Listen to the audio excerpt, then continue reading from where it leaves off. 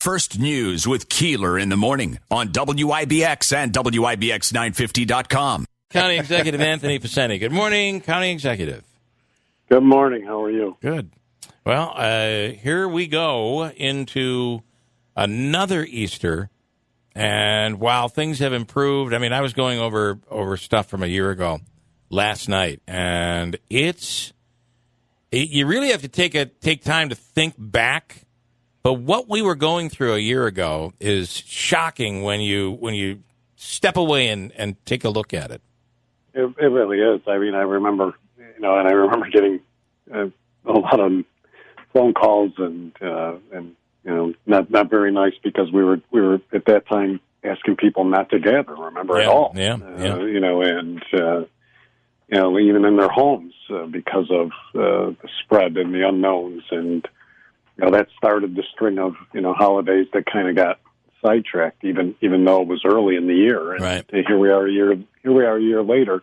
The good news is, if families have been fully vaccinated, they can gather and without any of those concerns, or at least the major concerns that we had a year ago. So it's a little bit different, but we're still remember, we're still not there yet entirely in terms of vaccines and everything else. Yeah, and again, it might be something we're worried about for a long, long time. Although there are a few promising things in the medical world. Of course, the vaccine, but also some medicines that seem to be, they claim at this point, that would kind of knock COVID right out. I mean, that would be a pretty miraculous medicine if they come up with that. Well, it would, and it begs the question that we've been dealing with over the as we go through this vaccine distribution, is like, are we going to have to do this every year? And if we are, how's that system going to work, and how's the numbers going to work, and are we going to have to go through these long drawn out waiting for vaccine situation pods like we are right now? Right now we're in a little bit of a standstill. We've got some homebound distribution taking place and some second doses, but we're waiting for more vaccine. Yeah. And what's going to happen next year? You're right. And the other part of this is the way the governor has handled it. Now doctors' offices are getting it. Pharmacies have gotten it. Of course, there's the state site, the hospital, the county sites. But it does seem that the state site is getting a priority when it comes to the vaccines.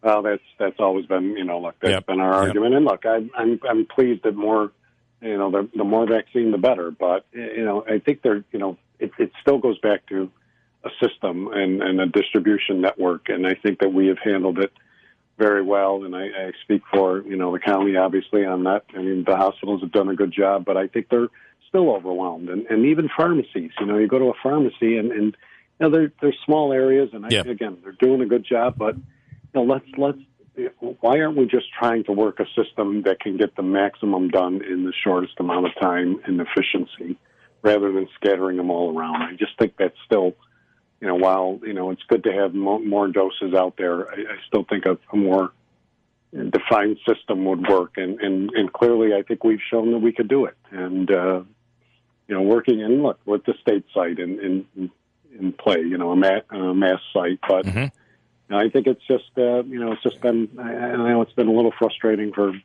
everybody, because then what happens is, as I said, people jump around. If they can't get into ours today or tomorrow, they will go to a pharmacy, and then they cancel, and then we're left without shots, and the state is, or without appointments, and then we're scrambling to get more people in. So it's just it's that system that works, but has its flaws. It's interesting because I totally understand your point, but for instance, earlier this week I had relatives who came up from downstate because we are one of the state locations where you can get it. So I think your point is true. And they got it up here? Yeah, and they got it at SUNY Poly.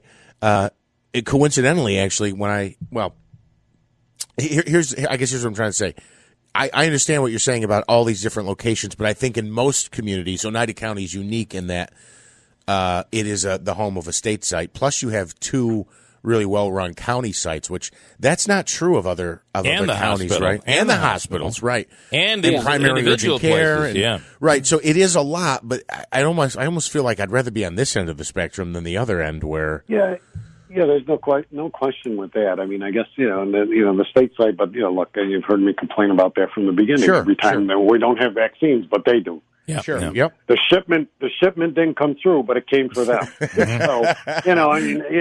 just and again, it's not about the one-upmanship here. It's about taking care of our residents. How do you that site doesn't site blends in, and nobody's saying no one should get a shot, but at the same time, it's like, people are coming from across the state. We've said that from the beginning. Not just, and look, when I say across the state, I'm not just saying Herkimer County, which I have no problem, or Lewis County, or Madison County, and everybody's, because we've all got our own. But they're coming from downstate. How do you handle the? How is it handled when you don't get the vaccine? You have to tell all of those people that were coming in to administer the shot, hey, we're going dark again for a couple of days. We don't know when we're going to call you back. That's got to be pretty hard to keep people if it's done that way. I got to say, the people we have are outstanding. I think we've got like some, between our, and again, some of them are existing county staff, obviously, that from the health department and from social services, and really every single department has been involved in these pods, from our legal departments to our the Board of Legislators, to my office, everybody's been involved. Everybody's been working these pods.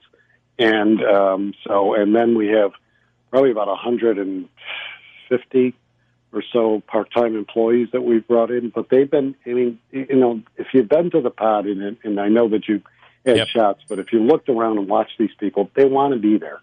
They're like so excited. Really, it's really heartwarming to say that they're there to help people and doing good. And some of them, I know, we're paying them, but it's not about the pay. It really isn't, because it's not. Yeah. They're not making a ton of money here, but they're volunteering basically because they're doing part-time work, and they're okay because they put in. They tend to put in 10 and 12 hour days. So when we go dark, it gives them a break a day or two, but they want to get right back into it. I could tell you right now, they're not looking for those days off. They work right through every weekend, including the holidays. Well, I'm assuming they understand, like we all do, but we do forget they're a part of history here. This is historic what we're accomplishing. It reminds my grandmother and my great aunt used to tell me about like rationing during the war and the coupons, and this is different, but this is something you tell your grandkids in 40 years. Like, we had this pandemic. Remember when your grandparents said, or even my parents said,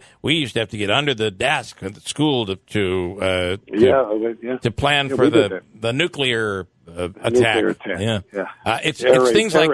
It's things like what's going on right now. There's so many of those type things that are just so unique to this last year and now going on 2 years. I want to switch gears to make you forget about all of what's happened in the last 2 years. The governor wants you to smoke pot, apparently, as it's now legal.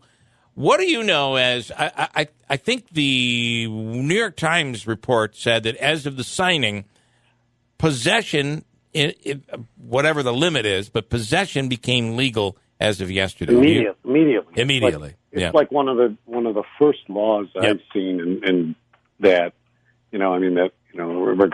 aside from pandemic issues and everything else, that as soon as it was signed, it became law. Usually there's 30 days, 45 days, 90 days. Well, it conflicts, doesn't it? Doesn't it conflict? Because if you have it, it's not legal to grow it right now. It's not legal for someone to sell it to you, but it's legal to possess. I mean, this is legal to possess. It's legal to, it's legal to basically use. So, if you're possessing, you're using. Then the question begs, and I know that, how much, I think it's 3 ounces or whatever it is, that you can have in possession. And then there's different limits, at least, in terms of any other violations or such.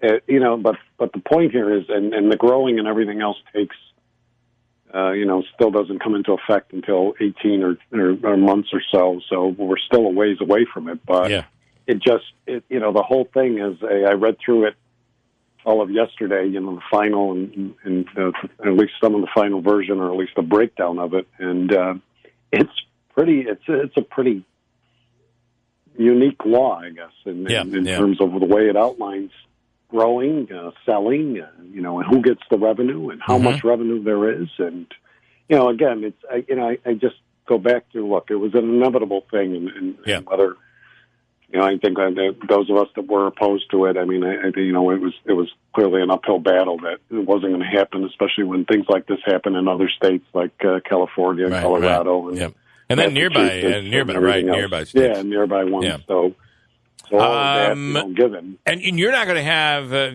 lot of people were saying, well, Picente opt out of this. That is not part of the law. No, we weren't given the opt out. Counties, cities, villages have the option to not even opt out, but to prevent almost like a zoning situation where, I'm sorry, we're not going to allow you to open your dispensary here. Yeah, and that's an area we've got to dive into a little bit more, because I still think the county does have to have a role, because, again, when it comes to zoning or planning or all the other use, I mean, we do have, sign-off on some of those things. So I'm still looking at what that is. But, I don't like, we've talked about this before with, the fireworks and everything else. I don't like laws that they allow the opt-in and out. I know. That causes more. I mean, just make it, either it's a law or it's not. Yep. Yeah. Well, so my understanding, and I've opted out of the 65-mile-an-hour speed limit, by the way. So I know you would know more about this than I would, but my understanding is you can opt out of having a dispensary or licensing basically what would amount to a pot shop, like a bar where they serve weed type thing. Yeah. You can opt out of that, but you can't opt out of the legalization. Correct. But no, you can. But you can opt out, but it allows a permissive referendum to be submitted to turn that around. Okay. So who would do that? If a town or a city or whatever, or whoever it is, says, no, we're opting out, they pass a local law from their board, it gives the residents an opportunity to get signatures in which to put it on the ballot to decide whether it's not, and overrule the town board or the city council or whoever. It's going to be interesting as this whole thing rolls out and we see the full schedule as everything, how it's going to play. It's going to take a couple of years for all of this to be done. It really is. It really is. But in the meantime, it's one of those things that, when you do something like this to this broad stream, and when you allow it early on the way it did on the law, it does create confusion. And then, there's a whole driving issue that, I know the sheriffs, our sheriff and others are, and all law enforcement are like, how do we deal with this? Because there is no way right now, and it's not really clear. So that's going to be a problem too. I've got 30 seconds. Last year you did this during a pandemic. You can do it again. Wishing people a safe Easter weekend. Absolutely. Look, this is for the Christians the holiest week. So I mean, it's a week to be thankful for as well too, that we made it through a year. Even though we lost a number of lives, I mean, sorry for those people that the family won't be with them, but hopefully we can have a better Easter than we did last year, and look forward to the summer. County Executive, thank you. Have a wonderful Easter. You too. All right, thanks so much. Be safe. What's the easiest choice you can make? Window instead of middle seat? Picking a vendor who sends a great gift basket? Outsourcing business tasks you hate? What about selling with Shopify?